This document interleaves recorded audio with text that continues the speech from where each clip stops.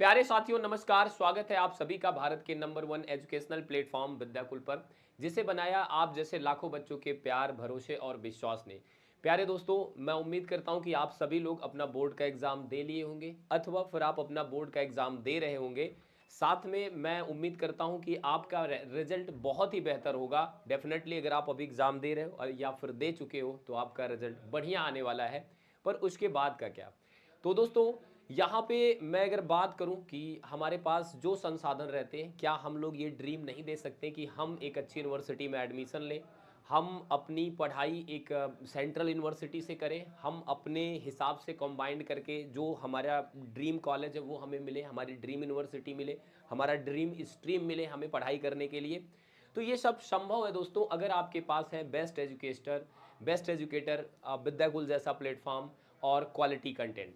तो प्यारे साथियों, यहाँ पे मैं आपके साथ डिस्कस करने चल रहा हूँ जो हमारा सीयूटी यूजी का सिलेबस है फिजिक्स का लेटेस्ट सबसे रिसेंट अपडेटेड, उसके बारे में मैं थोड़ा सा डिस्कशन करना चाहता हूँ आप सबके साथ, जिससे कि आपको ये सारी चीज़ें क्लियर हो जाएं।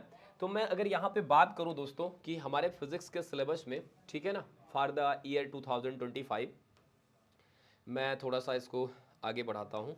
ठीक है, तो ये इलेक्ट्रोस्टैटिक्स हमारी पहली पहली यूनिट रहती है। आप सभी को पता है इलेक्ट्रोस्टैटिक्स मतलब वैद्युत स्थितिकी, जिसमें हमारे पास जो हमें पढ़ना है दोस्तों कूलाम्स लॉ। देखो, इससे डायरेक्ट न्यूमेरिकल जैसे क्वेश्चंस बनते हैं और बड़े बेसिक होते हैं, और यहाँ पे force between two point charges से ही मोस्टली बन जाते हैं। और हमारा जो दो चार्जेस के बीच फोर्स होता है उससे रिलेटेड क्वेश्चन, या फोर्स बिटवीन मल्टीपल चार्जेस, जिसे हम लोग कह देते हैं सुपरपोजिशन प्रिंसिपल, यहाँ से भी क्वेश्चन बनते हैं दोस्तों। सुपरपोजिशन प्रिंसिपल और कंटिन्यूअस चार्ज डिस्ट्रीब्यूशन से भी छोटी मोटी बातें पूछी जाती हैं, और ये हमारा सिलेबस भी है दोस्तों। यहाँ पे मैं बात करूँ चैप्टर फर्स्ट जो हमारा है ना, यहाँ पे इलेक्ट्रिक फील्ड मतलब पहले चैप्टर का ये हमारा दूसरा टॉपिक है। तो यहाँ पे हमें ये सीखना electric field due to a point charge क्या होता है, और फिर electric dipole and electric field due to dipole axial और इक्वेटोरियल पोजीशन में, मतलब वैद्युत द्विध्रुव के अच्छी और निरक्षीय स्थिति में वैद्युत क्षेत्र की तीव्रता, इलेक्ट्रिक फील्ड की intensity in axial and equatorial condition of electric dipole. ठीक है, तो ये चीज़ें हमें पता होनी चाहिए, कभी कभी डायरेक्ट यहाँ से बातें पूछ ली जाती हैं दोस्तों। Torque on dipole in uniform electric field, किसी यूनिफॉर्म इलेक्ट्रिक फील्ड में अगर हम किसी वैद्युत द्विध्रुव को थोड़ा बहुत डिफ्लेक्ट करते हैं तो उस पर कितना टार्क लगता है, इसका हमें नॉलेज होना चाहिए। मतलब ये हमारा सिलेबस ही है दोस्तों। Electric flux and Gauss theorem की बात करें, ये मतलब यहाँ पे पहले चैप्टर का एंड ही है। तो गॉस की थ्योरम का स्टेटमेंट, उसका जो बेसिक कॉन्सेप्ट है कि फ्लक्स किन बातों पे डिपेंड करता है, यहाँ पे statement of Gauss theorem, application to infinitely long straight wire, मतलब किसी लंबे आवेशित जो है चालक के कारण वैद्युत क्षेत्र की तीव्रता, जिसका फार्मूला होता है lambda by 2 pi epsilon naught r. और दोस्तों यहाँ पे ना हमारे पास फिर एप्लीकेशन है किसी application due to uniformly charge long infinite plane sheet, मतलब कोई यूनिफॉर्मली चार्ज सीट है तो उसके पास में इलेक्ट्रिक फील्ड की इंटेंसिटी कितनी होती है, वैद्युत क्षेत्र की तीव्रता कितनी होती है, कोई समान रूप से आवेशित चादर के कारण, जिसका हमारा फार्मूला भी आता है सिग्मा बाई 2 एप्सिलॉन नॉट। तो दोस्तों ये भी हमारे लिए महत्वपूर्ण हो जाता है। और फिर हम अगर बात करें application to uniform charge thin spherical shell, ये वाला ऐसा है ना कि यहाँ से ग्राफ पूछ लिया गया प्रीवियस ईयर में, ग्राफ से बातें पूछ ली गई हैं। जैसे कोई अगर हमारा हालो कंडक्टर है और उसके सरफेस पे चार्ज है तो अंदर इलेक्ट्रिक फील्ड जीरो होता है, सरफेस पे होता है 1/4 pi epsilon naught q by r square, और बाहर हमारा जो होता है r greater than capital R हो जाता है। तो यहाँ से दोस्तों ग्राफिकल बातें भी पूछी जाती, क्वेश्चंस बने हुए हैं, ये वाला पॉइंट बहुत ज़्यादा इंपॉर्टेंट भी है दोस्तों। इलेक्ट्रिक पोटेंशियल जो हमारा है चैप्टर सेकेंड पे हम आ जाते हैं, एक तरह से हमारे एनसीईआरटी के अकॉर्डिंग, लेकिन हम इलेक्ट्रोस्टैटिक्स में बात कर रहे हैं। तो हमारा electric potential due to point charge और डाइपोल सिस्टम ऑफ चार्जेस। तो यहाँ पे ना हमें इलेक्ट्रिक पोटेंशियल जाना, potential due to multiple charges जाना है, potential due to electric dipole जानना है जनरल कंडीशन में उसके। ठीक है, तो मतलब ये सारी बातें दोस्तों electric potential energy of system of 2 point charges, मतलब दो आवेशों का जो हमारा निकाय है उसके कारण वैद्युत स्थितिज ऊर्जा की जानकारी हमें होनी चाहिए। अब दोस्तों यहाँ पे ना अगर हम बात करें कि electrical potential energy of electric dipole in electrostatic field, मतलब एक्सटर्नल इलेक्ट्रिक फील्ड में इलेक्ट्रिक डाइपोल की क्या एनर्जी होती, क्या ऊर्जा होती है। और दोस्तों कंडक्टर एंड इंसुलेटर की अगर हम बात करें तो यहाँ पे भी चीज़ें काफ़ी इंपॉर्टेंट हो जाती हैं कि हमारे पास फ्री चार्ज क्या होता है और बाउंड चार्ज क्या होता है, डाइलेक्ट्रिक क्या होता है, पोलराइजेशन क्या होता है, मतलब ये जैसे हम लोग कहते हैं ध्रुवण, जो हमारी वैद्युत ध्रुवण होती है वो क्या होती है, और परावैद्युत पदार्थ क्या होते हैं, इनकी जानकारी हमें होनी चाहिए। अगर हम बात करें संधारित्र और धारिता, कैपेसिटर एंड यहाँ पे कैपेसिटेंस, ये टर्म हमें कंफर्म होना चाहिए। और हमें जो कैपेसिटर का कॉम्बिनेशन है, श्रेणी क्रम का जो उनको जोड़ना होता है और समांतर क्रम में जोड़ना होता है, मतलब सीरीज कॉम्बिनेशन और पैरेलल कॉम्बिनेशन जिसे कहते हैं, ये जानकारी भी हमें होनी चाहिए। बेसिकली हम इन बातों को इसमें लर्न करेंगे। अब दोस्तों capacitance of parallel plate capacitor, मतलब यहाँ पे एक कैपेसिटर है जिसके बारे में हमें समझना है, यहाँ पे विद एंड विदाउट डाइलेक्ट्रिक, मतलब एक हमारा पैरेलल प्लेट कैपेसिटर है, समांतर प्लेट संधारित्र, उसकी धारिता क्या है। अब जब उसके प्लेट्स के बीच में परावैद्युत पदार्थ रख दिया गया है, डाइलेक्ट्रिक मटेरियल रख दिया गया है, इन दोनों केस में हमें उसकी कैपेसिटेंस जाननी है। इससे प्रीवियस ईयर में आपके क्वेश्चंस डायरेक्ट पूछे गए हैं। दोस्तों एनर्जी स्टोर्ड इन कैपेसिटर, मतलब संधारित्र में संचित ऊर्जा क्या होती है, ठीक है, दोनों प्लेट्स के बीच एनर्जी डेंसिटी क्या होती है, ये सारी बातें हमारी हैं। दोस्तों अब हम आ जाते हैं अपने यूनिट नंबर 2 पे, विच इज़ करंट इलेक्ट्रिसिटी। अब यहाँ पे ना अगर हम छोटी बातें करें, मतलब सिलेबस जो हमारा है इसमें हमारे पास मोबिलिटी और यहाँ पे मोबिलिटी के साथ ड्रिफ्ट वेलोसिटी, तो जैसे हम बात करें ड्रिफ्ट वेलोसिटी और मोबिलिटी, ये ऐसे टर्म है जिन्हें हमें जानकारी होनी चाहिए। और फिर relation between electric current, drift velocity और इलेक्ट्रिक करंट, मतलब वैद्युत धारा और गमन वेग के बीच का जो संबंध है उसकी जानकारी हमें होनी चाहिए। ओम्स लॉ और जो हमारा प्रतिरोध है, ओम का नियम और प्रतिरोध, ये सारी बातें हम यहाँ पे समझेंगे। और दोस्तों इसका वी आई ग्राफ, मतलब नॉन लीनियर, मतलब ohmic resistance non ohmic resistance का कॉन्सेप्ट हमें यहाँ पे जानना है। तो वोल्ट धारा विशेषताएं रेखीय और गैर आरेखीय, ठीक है, जिसे हम ओमिक नॉन ओमिक सर्किट कहते हैं। इलेक्ट्रिकल एनर्जी और इलेक्ट्रिकल पावर की हमें जानकारी भर होनी चाहिए, इनकी यूनिट्स वगैरह से हमें अपडेट रहना है क्योंकि यहाँ से क्वेश्चंस बन सकते हैं दोस्तों। इलेक्ट्रिकल रजिस्टिविटी एंड कंडक्टिविटी, अब यहाँ पे ये जो चीज़ है ना, यहाँ से हमें बहुत सारे मटेरियल के बारे में, वैद्युत प्रतिरोधकता और चालकता के बारे में जानकारी रखनी है। दोस्तों टेम्परेचर डिपेंडेंस ऑफ रेजिस्टेंस, ठीक है, और आगे हमारे पास है internal resistance of cell. Internal resistance of cell से न्यूमेरिकल डायरेक्ट पूछे गए हैं, मैं बता रहा हूँ प्रीवियस ईयर में बहुत सारे, तो ये हमारे लिए इंपॉर्टेंट हो जाता है, इसका कॉम्बिनेशन अलग से हमारे लिए इंपॉर्टेंट हो जाता है। और पोटेंशियल डिफरेंस ईएमएफ और इंटरनल रेजिस्टेंस ऑफ सेल में जो रिलेशन होता है, मतलब जो सेल का आंतरिक प्रतिरोध होता है और जो हमारा विभवांतर होता है और जो वैद्युत वाहक बल होता है, इनमें जो संबंध है दोस्तों, ये भी हमें कन्फर्म होना चाहिए। अब यहाँ पे अगर और बात करें हम कि सेल का combination, that is again very important, Kirchhoff law और फिर व्हीट स्टोन ब्रिज और पोटेंशियोमीटर। पोटेंशियोमीटर हमें नहीं जानना, लेकिन व्हीट स्टोन ब्रिज और किरचॉफ लॉ, ये हमें इसकी जानकारी अच्छे से होनी चाहिए। व्हीट स्टोन ब्रिज से हमारे पास क्वेश्चन बना है, थोड़ा सा कॉम्प्लेक्स कर दिया गया उसे, तो ये जो है इंपॉर्टेंट हमारे लिए। दोस्तों magnetic effect of current and magnetism, तो यहाँ पे अगर मैं बात करूँ यूनिट 3 से, तो यूनिट 3 अब हम मूविंग चार्जेस में चल ही रहे हैं दोस्तों, तो यहाँ पे कॉन्सेप्ट ऑफ मैग्नेटिक फील्ड और साथ में ऑस्टेड का एक्सपेरिमेंट, ये मतलब हमें बेसिक जानकारी होनी चाहिए। बायो सेवर्ट का लॉ और फिर इसका अप्लीकेशन जो हमारा होगा, ये किन पॉइंट पे वैलिड होगा, बायो सेवर्ट का नियम और उसका जो अनुप्रयोग है, ठीक है ना, वो हमें पता होना चाहिए। Application of current carrying circular loop, यहाँ पे लूप के सेंटर पे और एक्सिस पे हमें जो है मैग्नेटिक फील्ड निकालना पता होना चाहिए। दोस्तों अगर आगे हम बात करें यहाँ पे एम्पियर्स लॉ, अब हम अपने बोर्ड में कई एम्पियर्स लॉ को बहुत वैल्यू तो देते नहीं है, लेकिन एम्पियर लॉ से एक कॉम्प्लेक्स क्वेश्चन बना है, जबकि मतलब वो क्वेश्चंस आपको इसलिए कॉम्प्लेक्स लगे क्योंकि बोर्ड लेवल पे आप प्रैक्टिस नहीं करते हो, लेकिन हाँ एम्पियर का लॉ आप समझना है कि यहाँ थोड़ा सा डेडिकेटेड होकर अच्छे से सीखना है। तो एम्पियर का लॉ, और उसकी वजह से सोलेनाइड और जो टोराइड है उसके एक्सिस पे और फिर पेरीफेरी पे हमारा जो मैग्नेटिक फील्ड बनता है, म्यू नॉट एन आई होता है बेसिकली, वो हमें जानना है। हमें से अपने अच्छे से आप सभी लोग आई थिंक पढ़ के भी आए होंगे इन सब चीज़ों को, ठीक है। तो किसी लॉन्ग स्ट्रेट वायर की वजह से कुछ डिस्टेंस पे जो मैग्नेटिक फील्ड होता है, वो भी चीज़ हमें पता होनी चाहिए। तो ये एप्लीकेशन है एम्पियर्स ला के। दोस्तों मैग्नेटिक फोर्स, तो यहाँ पे अगर मैं बात करूँ कि force on moving charge in uniform magnetic and electric field, तो कहीं ना कहीं हमें लॉरेंस फोर्स के बारे में जानकारी रखनी है।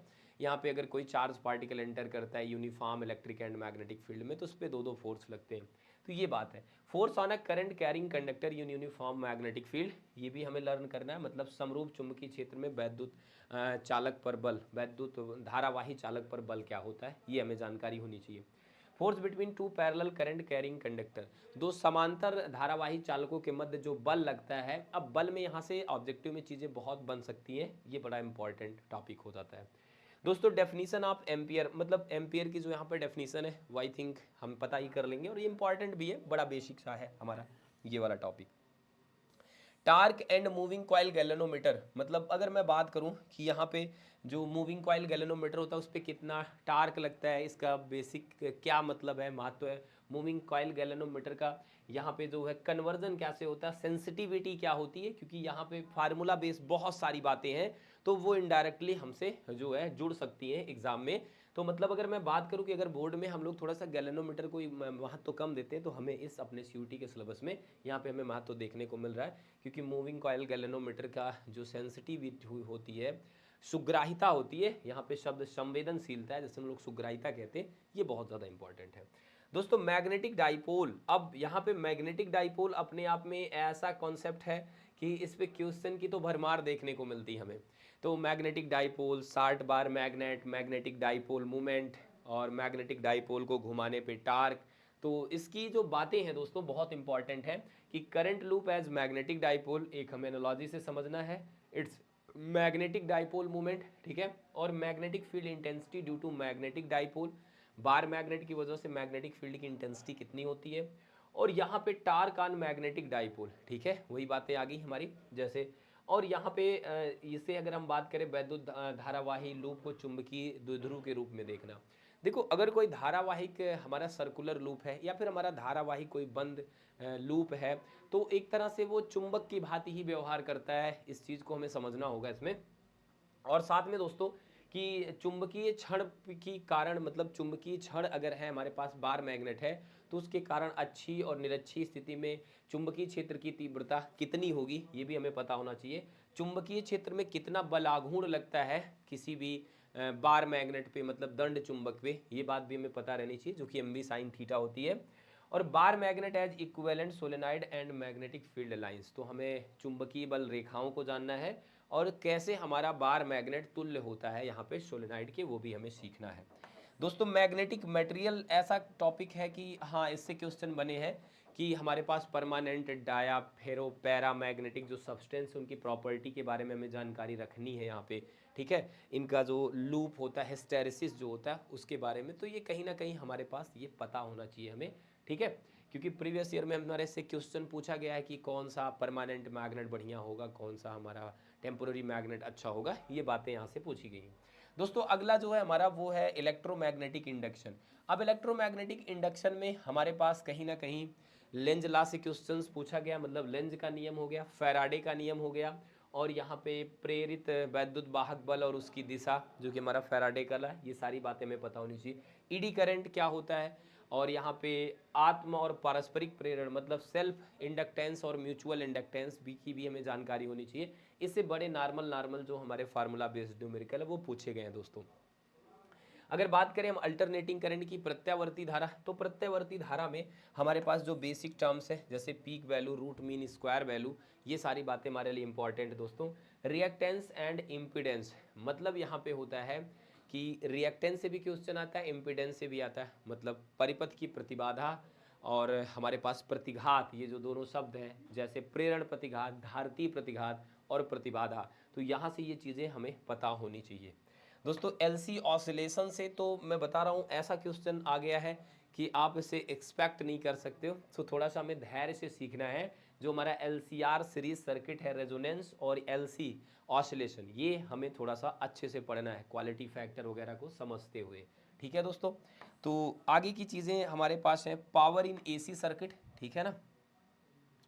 तो यहाँ पे जो हमारे पास पावर इन एसी सर्किट है, मतलब प्रत्यावर्ती धारा परिपथ में जो शक्ति है, शक्ति व्यय है, और साथ में शक्ति गुणांक है जो, वो हमें जानना। वाटलेस करंट क्या होती है ये भी हमें समझना है, ठीक है ना, वाटहीन धारा।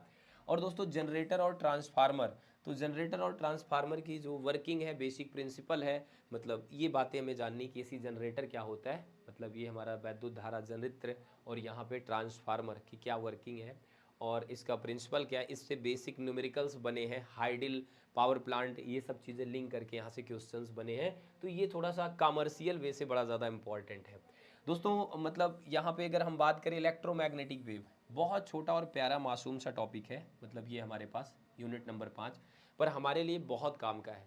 इलेक्ट्रोमैग्नेटिक वेव में हमारे पास डिस्प्लेसमेंट करंट की जानकारी हमें होनी चाहिए, ठीक है। और इलेक्ट्रिक फील्ड से मैग्नेटिक फील्ड प्रोड्यूस होता है, मैग्नेटिक फील्ड से इलेक्ट्रिक फील्ड प्रोड्यूस होता है, ये भी जानकारी हमें होनी चाहिए। तो दोस्तों यहाँ पे ना कैरेक्टरिस्टिक्स ऑफ इलेक्ट्रोमैग्नेटिक वेव, तो इलेक्ट्रोमैग्नेटिक वेव के जो हमारे पास लक्षण है यहाँ पे वो हमें पता होने चाहिए। Transverse nature of electromagnetic wave, उनकी अनुपस्थित प्राकृत के बारे में भी जानकारी होनी चाहिए। और यहाँ पे दोस्तों उनका जो स्पेक्ट्रम है ना, जैसे radio, micro, invisible, ultra, X, gamma, और elementary facts about their uses, तो डेली लाइफ में जो छोटे मोटे यूज़ हैं EMW के, जो बेसिक हैं बहुत, वो हमें पता होने चाहिए। अब अगर हम बात करें दोस्तों, अपने आ जाए सेकेंड बुक पे, जो कि हमारी पहली यहाँ पे यूनिट नंबर 6 है, ऑप्टिक्स। तो ऑप्टिक्स में रिफ्लेक्शन ऑफ लाइट और जो हमारा मिरर फार्मूला है, ठीक है, वो मतलब गोली दर्पण का जो हमारा सूत्र है, और रिफ्रैक्शन ऑफ लाइट, यहाँ पे प्रकाश का अपवर्तन, और पूर्ण आंतरिक परावर्तन, टोटल इंटरनल रिफ्लेक्शन, और इसका जो यूजेज है वो हमारे लिए इंपॉर्टेंट। यहाँ पे ऑप्टिकल फाइबर हमें सीखना है, ठीक है ना, ऑप्टिकल फाइबर्स जो हमारे लिए इंपॉर्टेंट है। और रिफ्रैक्शन एट स्फेरिकल सरफेस, मतलब जो हमारे पास गोली सतह है, अवतल सतह, उत्तल सतह, कॉन्वेक्स सरफेस और कॉन्केव सरफेस, दोनों जगह से क्वेश्चन बने हुए हैं। प्यारे साथियों, लेंसेस, थिन लेंसेस फार्मूला, मतलब जो हमारा लेंस मेकर फार्मूला एक तरह से हम कहें 1/f is equal to n-1 1/r 1 1/r2, उस पर हमें बेसिक न्यूमेरिकल लगाने पता होना चाहिए, उसका कॉन्सेप्ट हमें बहुत अच्छा क्लियर रखना है, और उसे बहुत सारे मीडियम में भी हमें चीज़ें पता होनी चाहिए, ठीक है। तो lenses and thin lens formula जो हमारा, वो हमें पता होना चाहिए। लेंस मेकर फार्मूला, ठीक है, तो ये लेंस मेकर फार्मूला की मैं बात कर रहा था। यहाँ पे थिन लेंस के लिए हमें चीज़ें जाननी है। मैग्निफिकेशन पावर ऑफ लेंस, ठीक है ना, तो लेंस की magnification, magnifying power, magnification power कितनी होती है, तो जैसे हम मिरर में सीखते हैं, ये बात हमारे लिए इंपॉर्टेंट है दोस्तों। Combination of thin lenses in contact, ये भी अच्छा है कि दो थिन लेंसेस को जोड़ने को जो इक्विवेलेंट फोकल लेंथ होगी, इक्विवेलेंट पावर होगी, वो हमें जानना है। वैसे ही लेंस का कॉम्बिनेशन विद मिरर, तो ये हमारे लिए थोड़ा सा है कार्य, यहाँ पे काम करना पड़ेगा कि लेंस को जब जोड़ा जाए मिरर से तो चीज़ें कैसी होती हैं, ठीक है। अब यहाँ पे प्रिज्म, और प्रिज्म के बारे में डिटेल एनालिसिस हमें करनी ही पड़ेगी। प्रिज्म का refraction and dispersion of light through a prism, तो यहाँ पे बहुत सारी बातें, डिस्पर्सिव पावर और छोटे छोटे टर्म्स आते हैं, तो ये हमें जानने हैं दोस्तों। स्कैटरिंग ऑफ लाइट की अगर हम लोग बात करें, तो आकाश नीला क्यों है, आकाश का रंग नीला होना, ठीक है ना, blue colour of the sky, इसका reason reddish appearance of sun at sunrise and sunset, तो सूर्यास्त और सूर्योदय के समय सूर्य का लाल दिखना। तो ऑप्टिकल इंस्ट्रूमेंट फिर हमें जानने हैं, और उसमें माइक्रोस्कोप, एस्ट्रोनॉमिकल टेलीस्कोप, रिफ्लेक्टिंग और रिफ्रैक्टिंग दोनों तरह की, और magnifying power of optical instrument, मतलब जो हमारे पास प्रकाशिक यंत्र हैं उनकी आवर्धन क्षमता, ये जानकारी भी हमें होनी चाहिए दोस्तों। अब अगर हम बात करें वेव ऑप्टिक्स से कैसे क्वेश्चंस बनते हैं, तो वेव ऑप्टिक्स से वही बेसिक जो हमारे पास है, हाइगन प्रिंसिपल और वेव फ्रंट का जो फंडा, यहाँ से जो बेसिक थ्योरीज है उससे क्वेश्चन पूछे जाते हैं, ठीक है। और reflection and refraction of plane wave at the plane surface using wave front, तो मतलब यहाँ हमें ये भी जानना है कि कैसा वेव फ्रंट है, लाइक कि वेव फ्रंट कैसा, सिलेंड्रिकल है या फिर स्फेरिकल है या फिर प्लेनर है, तो ये बातें हम जानेंगे रिफ्लेक्शन और रिफ्रैक्शन में वेव फ्रंट कैसे होंगे। तो तरंग समतलों का उपयोग करके समतल सतह पर परावर्तन और अपवर्तन, तो कहीं ना कहीं ये वेव फ्रंट से हमारा जो एक्सप्लेनेशन है रिफ्रैक्शन और रिफ्लेक्शन, उसकी बेसिक समझ भी हमें होनी चाहिए दोस्तों। हाइगेंस से उसका जो हमारा प्रमाण है वो भी हमें पता होना चाहिए। अब यहाँ पे और रिफ्रैक्शन का भी हमें प्रमाण पता होना चाहिए दोस्तों। असली जो मुद्दे की बात है वो इंटरफेरेंस एंड डिफ्रैक्शन है।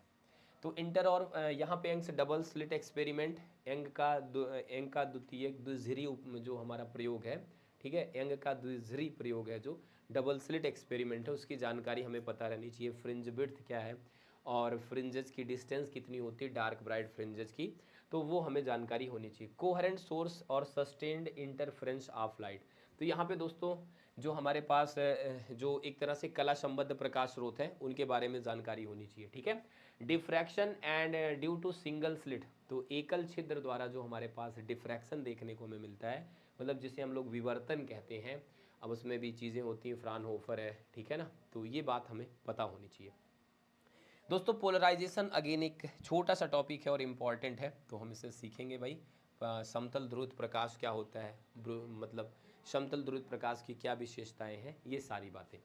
साथियों यहाँ पे अगर बात करें dual nature of matter and radiation, तो dual nature of matter and radiation एक ऐसा हमारा है मॉडर्न फिजिक्स का कॉन्सेप्ट जिसमें हमें शुरुआत ही करनी वही हर्ट्ज फोटो इलेक्ट्रिक इफेक्ट से, जिसमें हर्ट्ज लेनार्ड का एक्सपेरिमेंट है, आइंस्टीन का फोटो इलेक्ट्रिक इक्वेशन है, आइंस्टीन का प्रकाश वैद्युत समीकरण एक तरह से हम लोग कह सकते हैं, और प्रकाश की कण प्राकृति जो यहाँ पे है हमारी पार्टिकल नेचर ऑफ लाइट, मतलब जो हम उसे फोटान समझ के कॉन्सेप्ट को बढ़ाते हैं वो हमें सीखना है। दोस्तों मैटर वेव से क्वेश्चंस पूछा जाता है, वेव नेचर ऑफ पार्टिकल क्या होता है, और दे ब्रॉगली रिलेशन जो हमारा लैम्डा बराबर h/mv/p, तो इन सब से चीज़ें हमारी बनेंगी। दोस्तों यहाँ पे जो हमारे पास एटम और न्यूक्लियाई वाला चैप्टर है ये थोड़ा सा आसान है कि रदरफोर्ड का अल्फा कण का प्रयोग क्या था, alpha particle experiment of Rutherford, और यहाँ पे जो Rutherford model of atom, Rutherford का जो मॉडल था बेसिकली जो हमें बढ़िया से फेल हो गया था ठीक ठाक तरीके से, तो उसकी जानकारी हमें पता होनी चाहिए। फिर बोहर का मॉडल और उसका जो एनर्जी लेवल है, मतलब एनर्जी लेवल की ठीक ठाक नॉलेज हमें यहाँ पे होनी चाहिए। डेरिवेशंस इस वाले में जितने भी हैं, मतलब जितने भी फार्मूले हैं वो हमें पता होने चाहिए, एनर्जी का जो लेवल है। साथ में दोस्तों हाइड्रोजन स्पेक्ट्रम की एक बेटर एक्सप्लेनेशन हमारे पास होनी चाहिए, जिसमें हमारी जो लाइमन बामर पास्टन ब्रैकेट पीफुंड सीरीज है उनकी सारी रेखा कहाँ पे कौन लाई करता है, कौन सा हमारा जो है रीजन है इलेक्ट्रोमैग्नेटिक स्पेक्ट्रम से, तो ये थोड़ा सा इंपॉर्टेंट हो जाता है। दोस्तों एटॉमिक न्यूक्लियस जो हमारे पास है, परमाणुवीय नाभिक, तो यहाँ पे कंपोजिशन क्या होती है न्यूक्लियस की, बेसिकली हम लोग समझते हैं अंदर प्रोटॉन न्यूट्रॉन है और इलेक्ट्रॉन ऑर्बिट्स में होते हैं, तो न्यूक्लियस की कंपोजिशन, उसकी डेंसिटी, उसकी साइज, साइज से भी क्वेश्चन पूछा गया डायरेक्ट।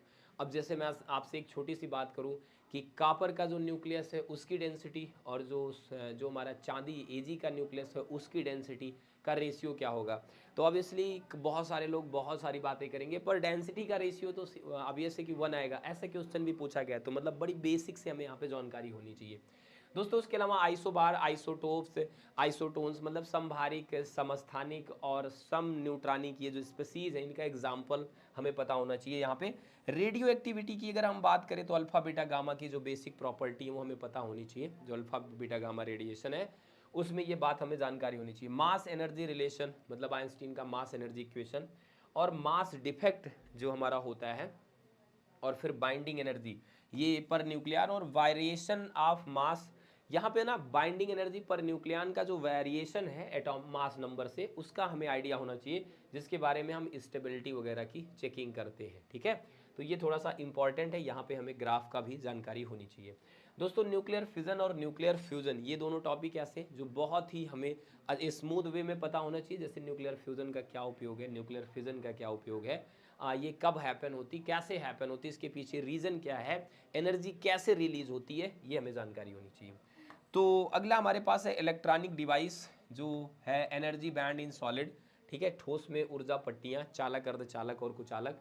तो यहाँ पे दोस्तों सेमीकंडक्टर में स्पेशली हमारा जो PN junction diode, forward bias और रिवर्स बायस में, यहाँ पे हमें उसकी कैरेक्टरिस्टिक्स को भी पढ़ना, उसके जो अभिलक्षण विशेषता है वो जानना है।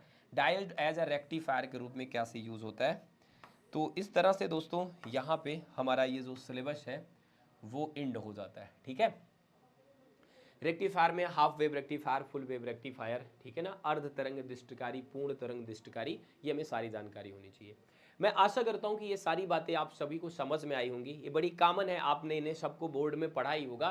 दोस्तों बस हमें ज़रूरत है अपने पैटर्न को समझने की और मैक्सिमम क्वेश्चन प्रैक्टिस करने की, जिससे कि हम ज़्यादा से ज़्यादा स्कोर कर सके, हमारी वो पहुंच हो, अप्रोच हो कि हम क्वेश्चन को टैकल कर पाएँ, फटाफट से हम उसे सॉल्व कर पाएँ। इस स्ट्रेटजी पे इस टाइम पे जोर देने की ज़रूरत है। तो आप अगर सिलेबस से अपडेट हो गए तो मिलते हैं फिर हम ऐसे ही नेक्स्ट फिर वीडियो में किसी, तब तक के लिए take care, bye bye, love you all.